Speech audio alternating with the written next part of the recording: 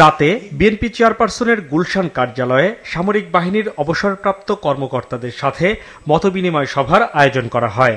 পাশের দেশের ইঙ্গিতে তারেক রহমান দেশে ফিরছেন না, সভায় এক সেনা কর্মকর্তার এমন মন্তব্যের জবাবে বিএনপি মহাসচিব বলেন, বিএনপি নেতৃত্ব কারোর সাথে আপোষ করে না। ভারতের ইঙ্গিতে চেয়ারপারসন সিদ্ধান্ত নিচ্ছেন, এটা কখনই ভাববেন না।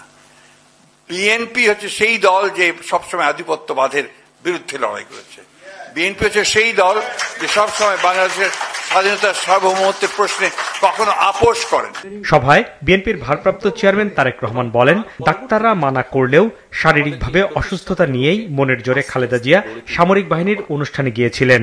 ওনাকে ডাক্তাররা কয়েকবার বলেছিলেন যে ম্যাডাম মনে হয় না গেলে বোধহয় ভালো হয়। তারেক রহমান বলেন, আওয়ামী লীগ আমলে 3 বাহিনীকে রাজনীতিকরণ করা হয়েছে, সে সময় কোনো জবাবদিহিতা ছিল না বলেও মন্তব্য করেন তারেক রহমান। গত 16-17 বছরে যে কাজগুলো হয়েছে, যে ইনস্টিটিউশনগুলো ধ্বংস করেছে, তার অন্যতম মূল কারণ ছিল যে জবাবদিহিতা ছিল না।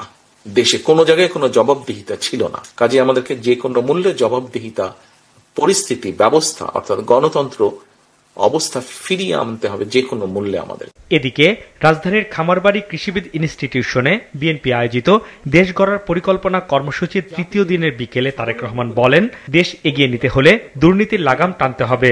সকলের প্রতি সম্মান রেখে দৃঢ়তার সাথে আমি বলতে চাই, হ্যাঁ, অনেকে অনেক কিছু বলেছেন, এইভাবে করবেন, দেশকে গড়ে তুলবেন, স্বাবলম্বী করবেন, সেইভাবে করবেন, কিন্তু ডিটেল প্ল্যানিং একমাত্র বিএনপির আছে। ডিটেল প্ল্যানিং আর কারো নেই। আগামীর বাংলাদেশে জাতিকে স্বাবলম্বী করার পরিকল্পনা নিয়ে বিএনপি এগুচ্ছে বলেও জানান বিএনপির ভারপ্রাপ্ত চেয়ারম্যান তারেক রহমান। হাসনাইন তানভীর, মাছরাঙা সংবাদ, ঢাকা।